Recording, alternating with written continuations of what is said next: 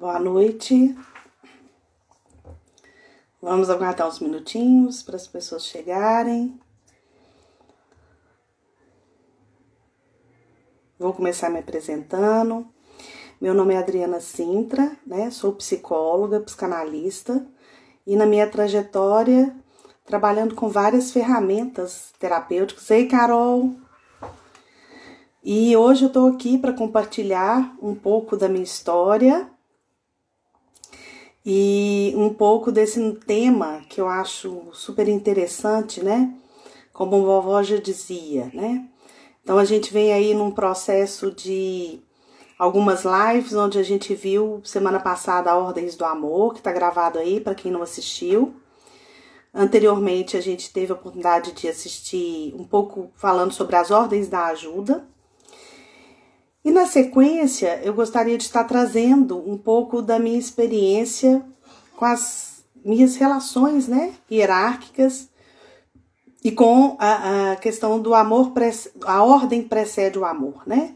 Como que é essa questão da ordem e da hierarquia dentro do nosso sistema familiar. Né, eu tive a oportunidade de ter duas avós, né? Uma materna e uma paterna, e a materna continua viva, com 92 anos. Duas pessoas muito especiais que me possibilitaram um grande aprendizado, né? A minha avó materna, ela teve 4 filhos, e ela ficou viúva muito cedo, com 33 anos, a caçula tinha 1 ano, e então ela foi uma mulher brilhante, é uma mulher brilhante, porque ela conseguiu, naquela época, né, com o trabalho dela de costureira, cuidar de toda a família. E isso era muito diferente na época, né? As mulheres não trabalhavam, tinham muitos filhos, cuidavam dos filhos, cuidavam da casa. Pouquíssimas pessoas tinham profissão, né? Profissão remunerada, profissão extra, né? E tanto a minha avó materna quanto a minha avó paterna, as duas trabalharam. E minha avó trabalhou até pouco tempo, né? Até como costureira, até quando ela conseguiu. E a minha avó paterna, ela faleceu, eu tinha 13 anos. E ela, para a geração dela, era uma pessoa também extremamente ousada e para frente, ela era secretária. E a gente pensar isso hoje, talvez seja uma questão comum, onde as mulheres hoje todas estão no mercado de trabalho, são mães, cuidam de casa, cuidam dos filhos, mas naquela época era uma exceção, né? Quando a pessoa, ela tinha e desejava ter e conseguia conciliar as coisas, né? No nosso sistema, na nossa sociedade. E uma coisa importante, né, que eu quero passar nessa live é a importância dos nossos ancestrais e dos nossos avós. Quem teve a oportunidade de viver isso sabe o quanto que é importante, porque diferente dos pais, os avós já estão numa outra posição. E nessa posição na qual os avós estão, eles têm uma visão. Olá, Rose, tá boa? E eles têm uma posição onde permite que eles consigam ver melhor. Primeiro porque eles não têm aquela obrigação, aquela pressão de cuidar dos filhos. Os avós, eles já estão na fase de desfrutar dos filhos. Ei, Clarinha!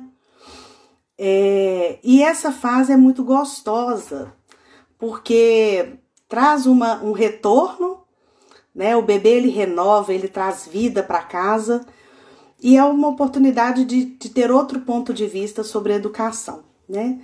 Eu sou a neta mais velha dos dois lados, né? E por 3 anos eu continuei sendo a neta mais velha dos dois lados.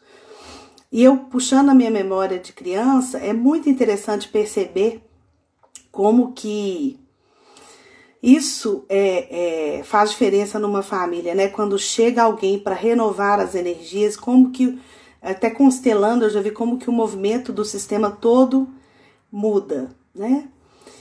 E uma coisa importante, tocando nesse ponto, nesse pilar da educação, é porque, na verdade, assim, tudo que os pais fazem com a maior com as melhores das intenções, muitas vezes não ressoa no filho. Parece que o filho não escuta, né? A gente comunica as coisas, parece que está falando para a parede, né?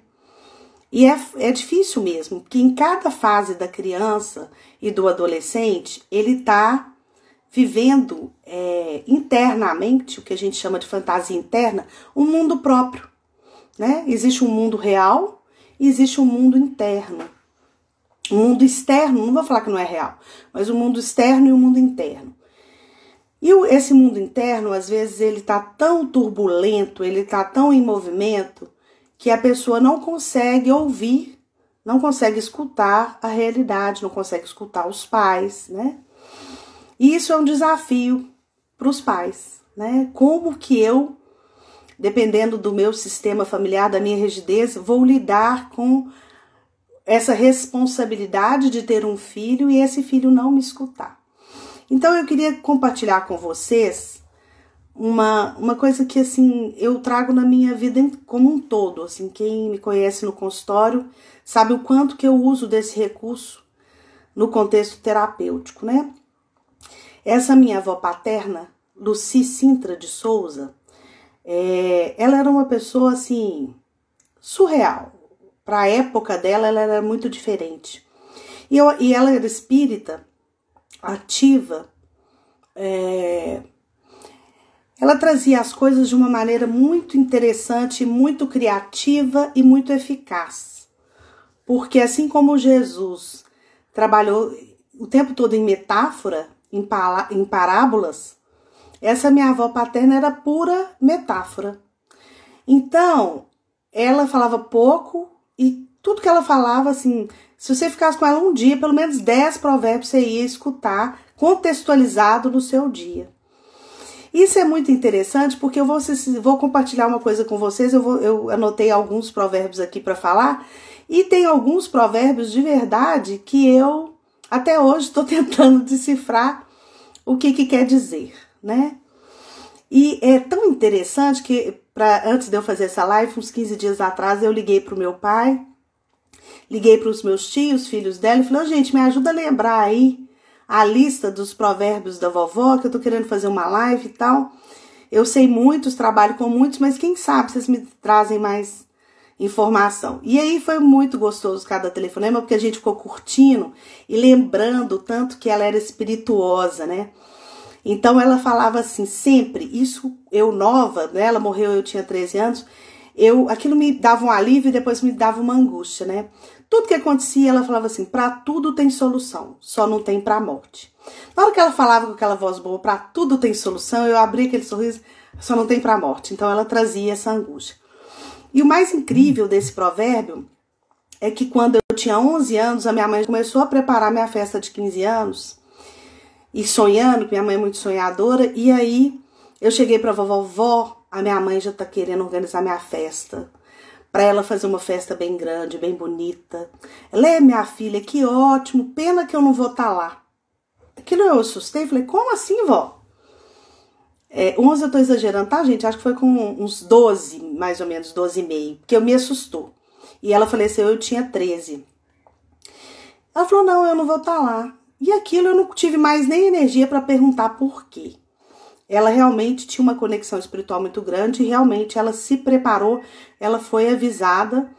Eu acho que todos nós, de alguma forma, somos preparados para o dia da nossa morte. O problema é que a gente não escuta, né? Então, o que ela fez? Meu pai viajava muito e nem todo domingo ela conseguia reunir todos os filhos em casa. E nesse domingo, especialmente, ela conseguiu reunir todo mundo. E ela soltou esse assunto, falando que as coisas que ela queria quando ela morresse. E ela não estava doente, detalhe, ela não estava doente. E aí, ela falou assim, olha, pelo amor de Deus, ela era uma pessoa que ia nos enterros da família, uma família grande, vocês não deixam eu ficar aquele defunto com um fio de cabelo, assim, que quando deita, sem depilar, aquele fio fica horrível. Aí, na mesma hora, minha tia falou, não, vamos lá, mãe, vamos lá que eu vou te depilar agora. virou para minha mãe, que era maquiadora, e falou, ó, eu quero ser maquiada. Aí minha mãe falou, não, pode deixar. E o povo desconversava, ela voltava com a conversa. Ah, e que tem mais, eu quero que toque a música Folhas Mortas no meu enterro. Aí o meu pai, meus tios pensaram, mãe, para, não existe música em enterro. Não, eu leio o jornal todo dia, eu sei que tem muita gente que tem música, eu quero música. E minha mãe conseguiu uma pessoa para poder ir lá tocar, acho que uma flauta, uma coisa simples, mas tocou. E isso foi no domingo. Na terça-feira, ela não tinha empregada, ela só tinha uma passadeira, ela gostava de fazer tudo. Ela só era ela, meu avô, meus 2 tios morando em casa, era tranquilo, era até para ela ocupar, porque ela cozinhava muito bem. E na terça-feira ela fez o almoço e começou a sentir uma dor, chamou meu avô e falou, olha, chama a ambulância que eu não tô passando bem, não. Na época era o pronto-socorro, chegou a ambulância lá, ela muito consciente, né, do processo, o médico examinando, viu que não estava legal, falou, é angina, né, doutor? E o médico não pôde mentir, era angina mesmo. Levou para o pronto-socorro, quando foi à noite, ela já estava bem melhor, ela teria alta no dia seguinte, mas ela deu aquela melhorada, pediu minha tia para passar batom, que ela queria passar batom frente ao cabelo, ela era muito vaidosa, e aí, às 6 horas da manhã, ela teve uma parada cardíaca e faleceu, que era o horário que ela recebia as entidades, que era sozinha, ela já não frequentava mais nenhum lugar, e ela fazia o trabalho espiritual dela. E a coisa mais interessante desse fato, que foi a minha primeira experiência de ir em um velório. Eu lembro direitinho escolhendo a roupa e qual roupa que eu iria pôr, uma roupa clara.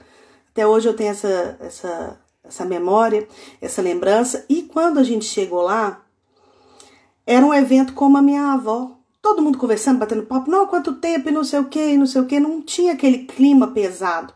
Foi no Parque da Colina, não tinha aquele clima pesado, não tinha muito drama. Ela era uma pessoa sem drama, né?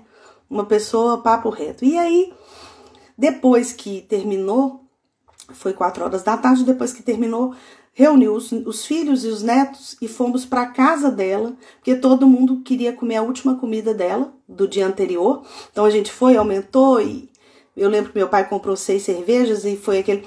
E a família nuclear reunida, a família de origem, contando as coisas dela. Então ela fumava escondido. E aí a gente falou, vovó fumava escondido dele, né? Porque todo mundo sabia. Falou, quem falou que era escondido? Aí foi no esconderijo dela, debaixo da rouparia, que tinha uns maços guardados, e foi e trouxe os maços. E aí cada neto falando, nossa, vovó fazia pastel de carne moída, escondia pra mim aqui, ó. Tinha uma gavetinha embaixo do fogão antigamente.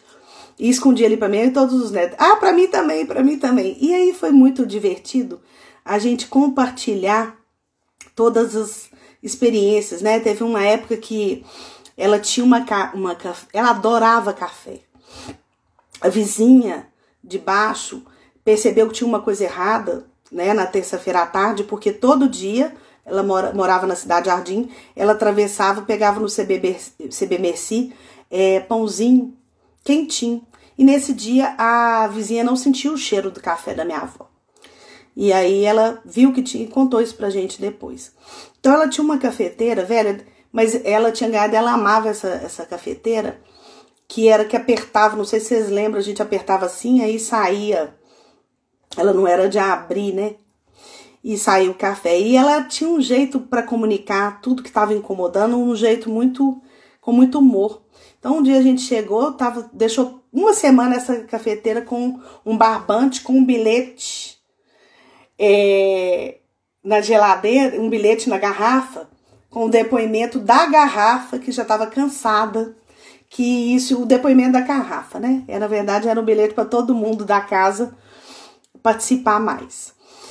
Então, com isso tudo, né, falando dessa experiência com a morte dela e como que ela trazia leveza e sabedoria para o meu campo, e sempre quando eu tô, assim, pensativo, reflexivo, ou até nas próprias consultas, a pessoa tá me contando um fato e tá, às vezes, triste, com um drama, vem claramente para mim a presença dela e a frase dela. E era assim que ela conduzia a educação dos filhos, era assim que ela chamava a nossa atenção, né? Então, por exemplo, quando alguém fazia coisa errada, não adianta perguntar, quem foi? Casa cheia? Ela falava assim, filho feio não tem pai.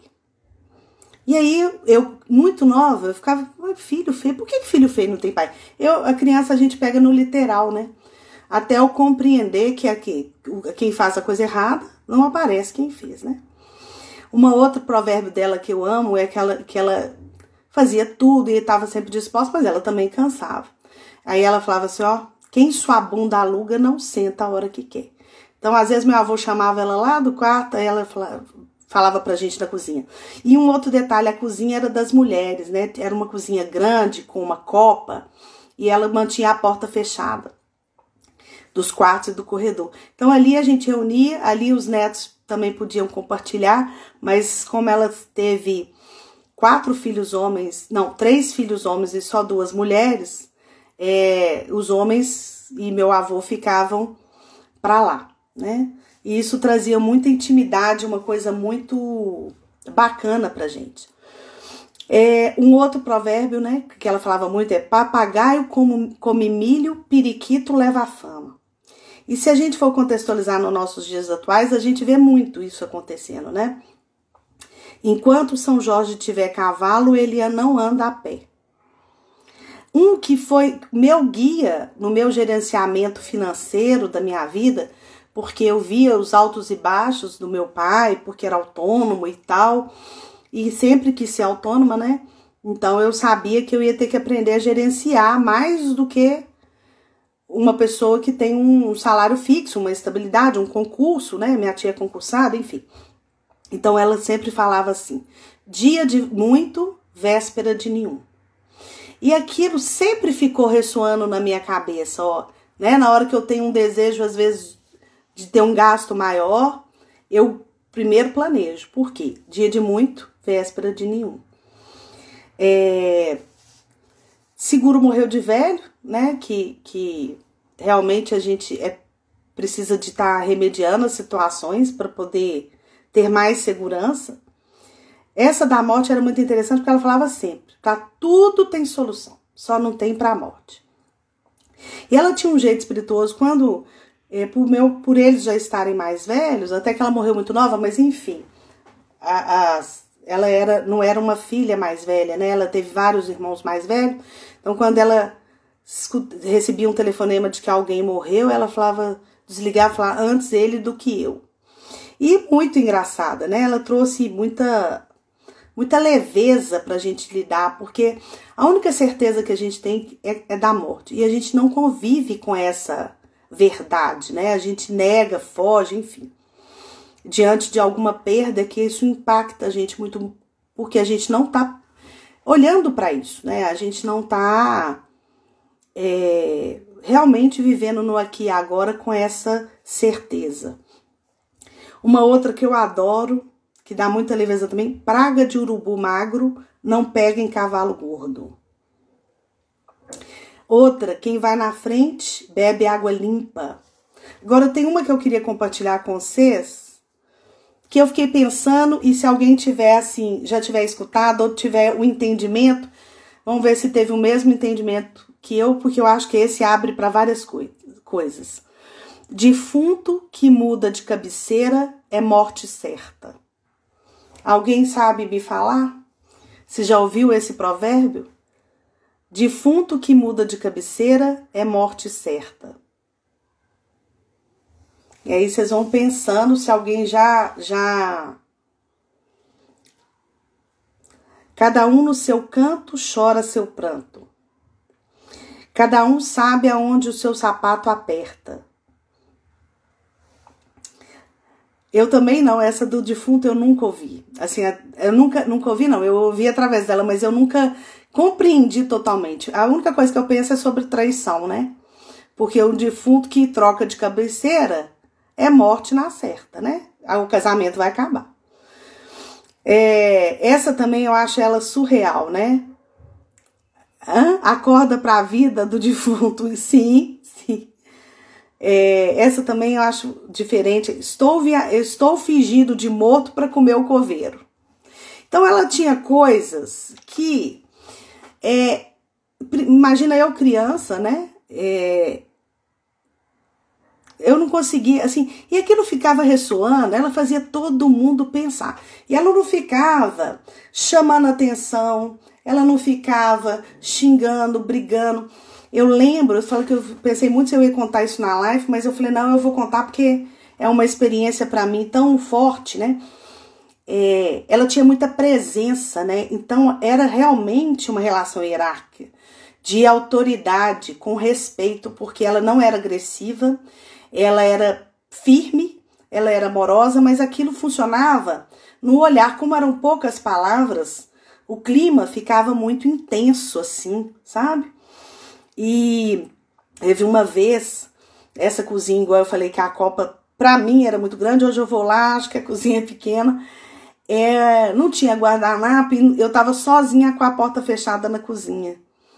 E eu fui limpar minha boca no pano de prato, que era a única coisa de pano que estava de pendurada.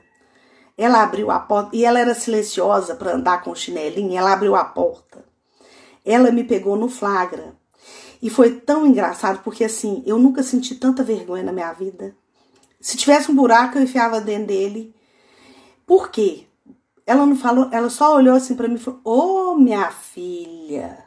Esse ô minha filha dela, que já aconteceram com outros membros da família, era morte na certa, assim, você morria de tanto que isso era forte para você, porque ela não chamava atenção, né? Ela simplesmente falava com tom que ela já tinha dado o recado todinho.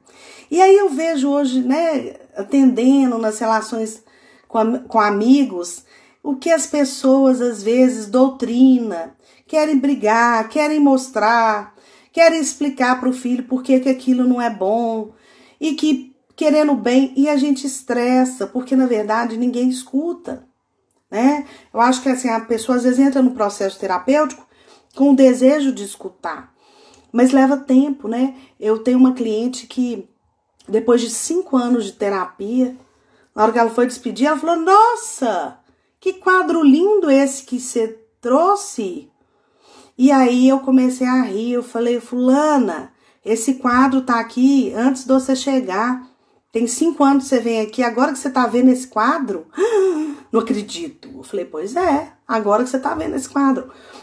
Então, na verdade, é um convite pra gente estar diminuindo as palavras e trazendo a presença de espírito, a percepção de estar com o outro, né? E no silêncio a gente capta muito mais, a gente passa o recado muito mais, né? Com a nossa postura, com o nosso modelo, presença mesmo, 100% presente, com o olhar, com o sorriso. Ela era tão transparente que ela falava com o olhar, ela falava com o silêncio dela, ela falava através dos provérbios dela, coisa mais bonitinha. Ela fez questão de cuidar do umbigo de todos os netos. Então, por exemplo, na época ela morava na Cidade Jardim, quando eu nasci eu morava no Prado. Ela pegava o ônibus todos os dias para dar o banho, para poder cuidar do umbigo. Antigamente, né, teve gerações que pegou 21 dias para o umbigo cair. Hoje é 7, 3, 4, com algo absoluto. Na minha época ainda era coeiro. Então, assim, isso era muito especial. Hoje, eu como profissional, o umbigo nosso é nossa fonte de conexão com a vida. Ele tem um significado energético muito importante, muito importante. 3 dedos abaixo do umbigo é um ponto que chama VC6, é um ponto do mar do Ti energia vital. Aí eu fico pensando, que curiosidade que eu tenho, né, dela, se ela pudesse estar viva para me ensinar o que ela fazia enquanto ela fazia questão de estar dando banho e curando do nosso umbigo. Com certeza muita reza ali, né? E não sei se todo mundo aqui pegou esse hábito, né? Mas era muito comum os antigos enterrar o umbigo depois que ele caía em roseiras, em árvores, né? E então ela orientou a minha mãe para poder fazer, e a minha mãe fez com as duas filhas. Isso tem um significado e uma diferença em cada filha. E hoje eu, né, como trabalho com magia, com erva, com magia do fogo, dos cristais, sei o tanto que isso realmente tem um significado e uma força muito grande para a nossa manutenção nessa terceira dimensão, né, nessa terra. Então, o que eu mais queria colocar para você e trazer para vocês hoje é, alguém se for lembrando aí, pode estar falando dos provérbios também, eu anotei, vou ver se está faltando mais algum, mas é essa questão, né, de como que a gente consegue passar, ó, o seu foi, Rosiane, como é que a gente consegue passar o nosso recado para os nossos filhos, para os nossos companheiros, para os nossos amigos, para os nossos pais, para as nossas relações profissionais, de uma forma firme, amorosa, genuína, né, com presença, né?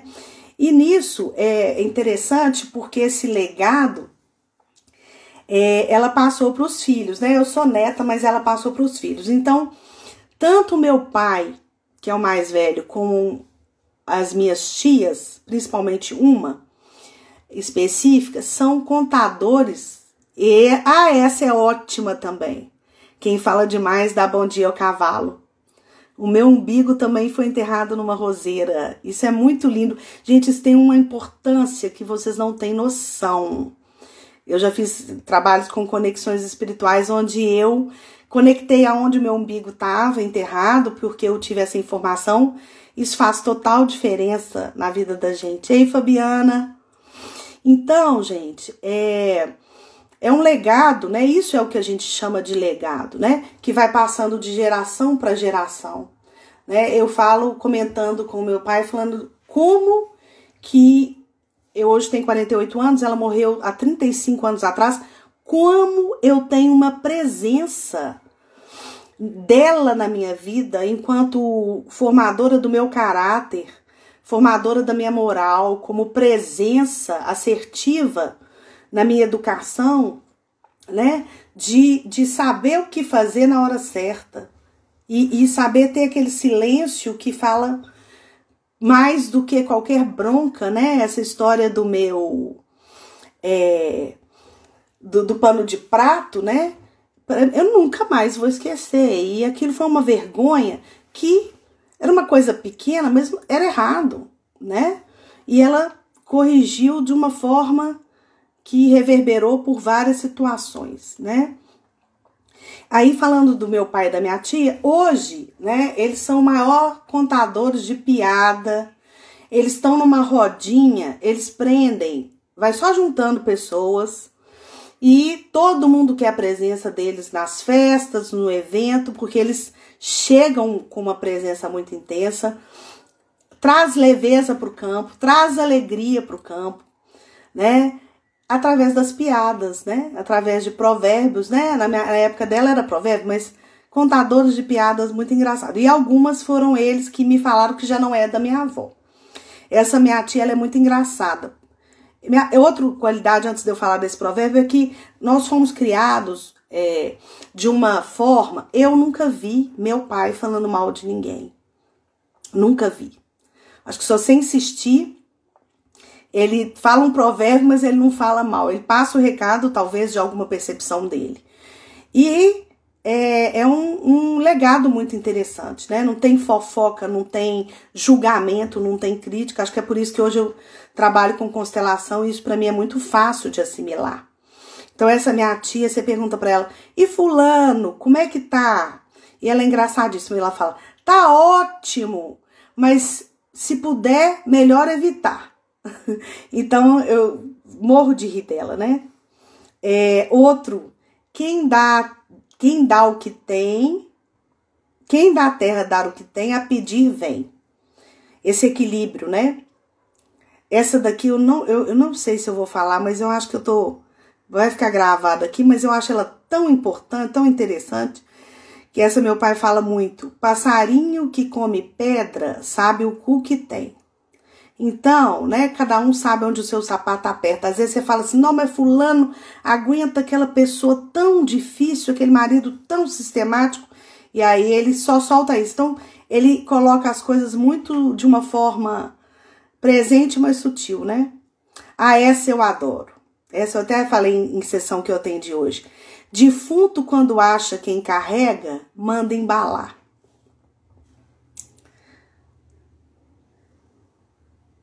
Ah, essa daqui é ótima também. Minha tia falando que quando ela ia com uma das filhas para o centro espírita, o meu avô não gostava de espiritismo, não gostava, morria de medo. Na verdade, ele morria de medo, tá? Aí, Luci, já vai você mexer com quem tá quieto, né?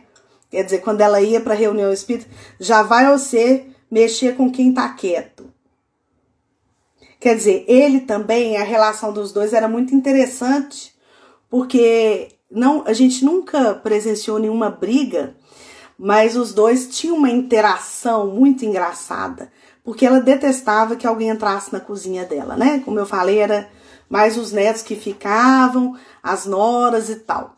E ela começava a cozinhar muito cedo, tipo 10h30 da manhã, 11h, meio-dia o almoço estava pronto, muitos homens comendo muito e tal, enfim. E ela, detalhe, fazia o prato de cada um, ela sabia o quanto que cada um comia, porque ela... Aí papai falou assim, Adriana, mas você sabe por que ela fazia o prato de cada um?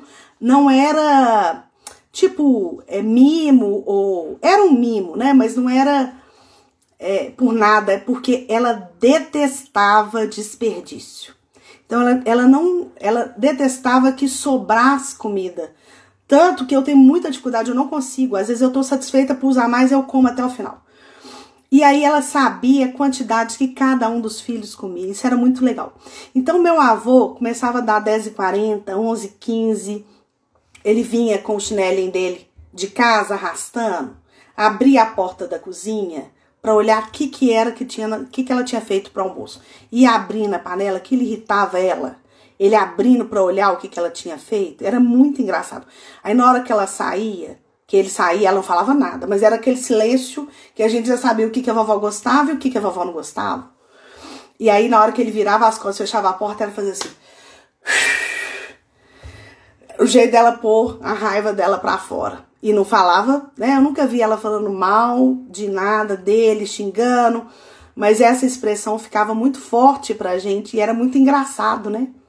E ele fazia de propósito, porque ele sabia que irritava ela. E é interessante, depois que ela faleceu, a minha tia contratou uma pessoa, uma colaboradora para cozinhar, porque ela trabalhava no tribunal e o dia inteiro não dava para, apesar de ser meu horário, mas não dava para administrar tudo da casa. E essa pessoa era muito interessante, já faleceu tem pouco tempo, mas uma pessoa ótima que ficou, foi a única contratada nesses anos todos, nesses 35 anos, e a única que ficou.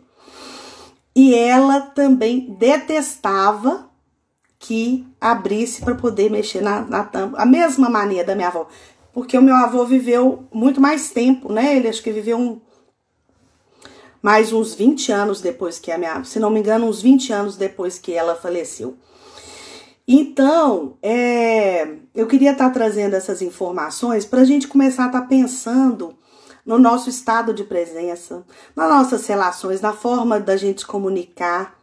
Né? Hoje está em voga, está em alta a comunicação não violenta. Tem cursos de comunicação não violenta. E, na verdade, eu acho que se a gente começar a buscar na nossa história, na nossa memória, nas nossas relações, e a gente começar a meditar e a estabelecer o estado da nossa presença, a gente vai trazer muita informação do comportamento dos nossos antepassados, dos nossos ancestrais, da nossa fonte, né? Às vezes não foi diretamente um familiar, mas um sistema familiar próximo ao nosso, e a gente conseguir resgatar esse silêncio que enobrece, esse silêncio que traz limite, mas com uma amorosidade, uma presença com valores, com uma ética muito importante no nosso momento, né? Porque a gente sabe que falar não adianta, né? Aquela live que eu fiz, que deve estar gravada ainda, mas sobre as ordens da ajuda, o próprio Bertin Helling traz, né, que a primeira ordem é a gente só pode ajudar quem pede. A segunda, mesmo que a pessoa peça, eu só posso ajudar se eu estou disponível, né, se eu tenho para ajudar, senão eu desequilibro também.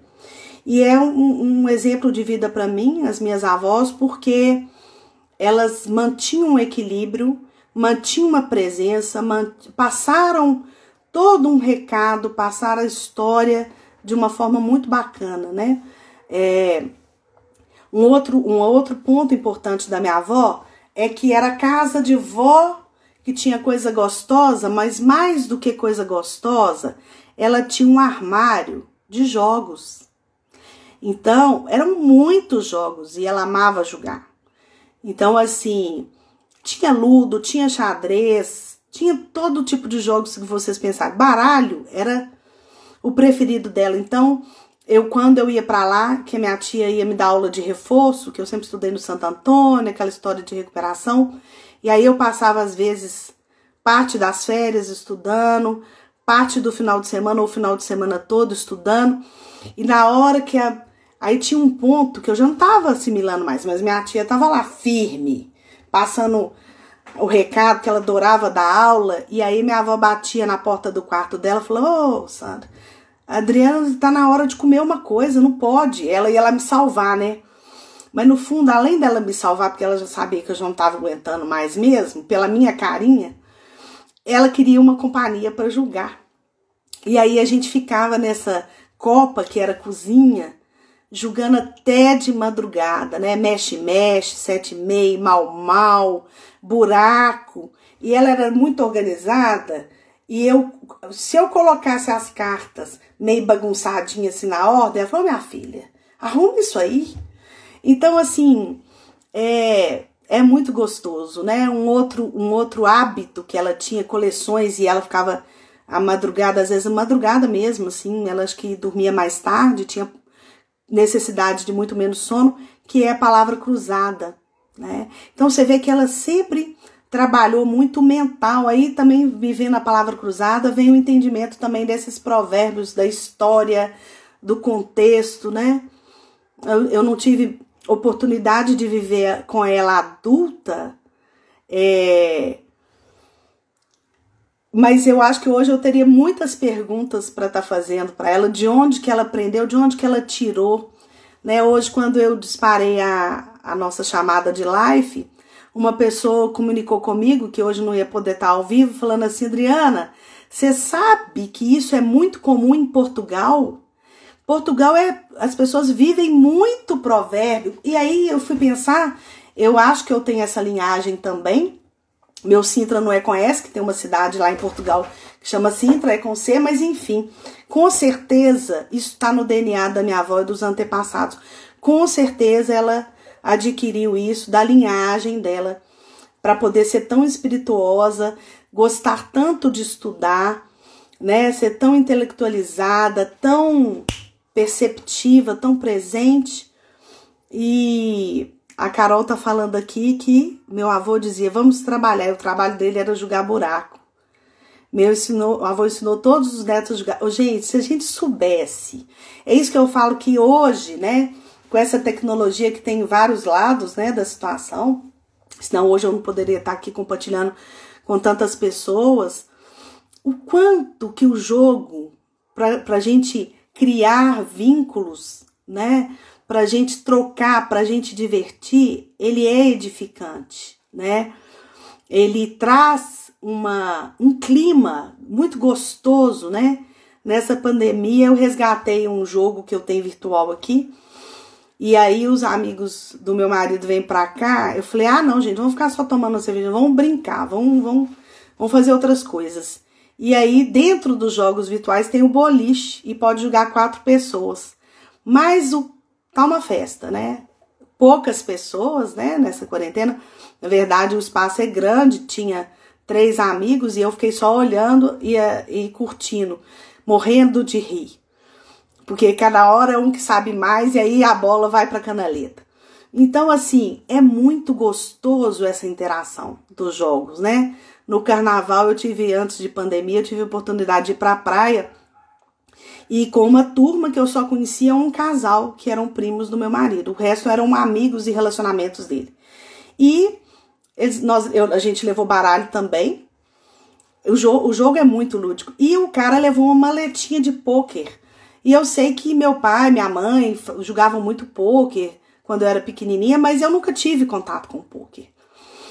E fui ter agora no carnaval desse ano. Que jogo interessante, principalmente para não jogar valendo, né? Só as fichinhas mesmo da brincadeira. Mas que jogo de percepção. Aliás, todo jogo trabalha percepção, né? Mas foi uma delícia. Eu voltei para vou comprar uma maletinha para mim. Né? Então, às vezes, vem um casal de amigo, fica só aquela coisa, né, da comilança, de receber. Quando a gente começa a interagir jogando, é contar, é a história que vem na nossa cabeça, e é brincadeira. Então, eu jogo muito também Mau sozinha, e Mau e buraco sozinha, sozinha não, eu e o meu marido só. E é muito gostoso, a gente morre de rir, porque tem um dia que ele tá com a sorte, eu falei, hoje, pelo amor de Deus, eu tô jogando direitinho, de repente ele acaba o jogo, eu perdendo 200 pontos de vez, né? E aí a gente vai intercalando entre o Mau e o buraco. Mas isso tudo é para trazer para nosso momento quantas coisas a gente pode estar resgatando, né? Da nossa história de vida, da nossa infância, dos nossos avós. Eu não tive oportunidade, já nasci numa cidade grande, mas tenho certeza que tem várias pessoas aqui que tiveram oportunidade, eu só tive nas férias, de viver no interior, né? De fazer brincadeiras na rua, de queimada, né? De elástico, de pega-pega. Quanto que isso traz muita endorfina, traz alegria, traz presença, traz uma construção interpessoal muito importante que a gente precisa resgatar, né? Então, assim, a Jane tá colocando aqui, tem um buraco online, verdade, tem muita coisa que a gente pode estar interagindo com as pessoas, né? E trazendo essa leveza, né, para nossa vida do dia a dia, né? Peteca, muita coisa que a gente... Eu vivi isso pouco, porque eu sempre morei em apartamento, né? Então, nas férias eu ia pro interior, tinha meus primos do interior, aí eu aprendi as brincadeiras, enfim. Mas, deixa eu olhar o nosso horário aqui, tempo mais um pouquinho, deixa eu ver. Alguém tem mais algum provérbio que lembra? Pois é, Carol, isso é muito legal, porque dependendo do sistema familiar... Ele traz isso muito... uma outra que eu não sei se eu falei. Se eu falei, eu vou repetir, mas acho que eu não falei, não. Quem herda não furta. Isso aí, quem herda não furta, né? Quer dizer, já fala a própria constelação familiar, a gente vai passando as coisas de pai para filho, isso está no DNA. Tem uma outra expressão aqui, aproveita enquanto o brás é tesoureiro. Quem sua bunda aluga não senta, a hora que quer, eu já falei, que essa eu amo, essa eu acho, e ela só falava essa quando ela estava muito cansada. Então, todos os provérbios, quando ela falava, era com muita verdade, sabe? Então, aquilo ali gravava, vinha com uma emoção muito, muito, muito forte, muito intensa, muito de presença. Outra coisa importante, ainda bem que eu lembrei de falar. Meu pai estava falando e muitos homens, né? Ela teve 3 homens, que lá na casa dele era proibido falar palavrão. Então, todos foram criados assim, palavrão era coisa proibida. E ela, muito espirituosa, às vezes ela tinha, mas ela não podia falar, porque era regra, era lei. Aí ela falava, eu só não sou. Quando ela tava muito brava. Eu só não sou. E aí, 3 pontinhos, vocês pensam no resto. A males que vem pra bem, essa também é ótima. Ô, Fabiana, prazer em te ver. Te ver não, né? Em te sentir. Carol tá perguntando aqui, quando que a gente volta às constelações pro presencial? A gente volta dia 18 de agosto.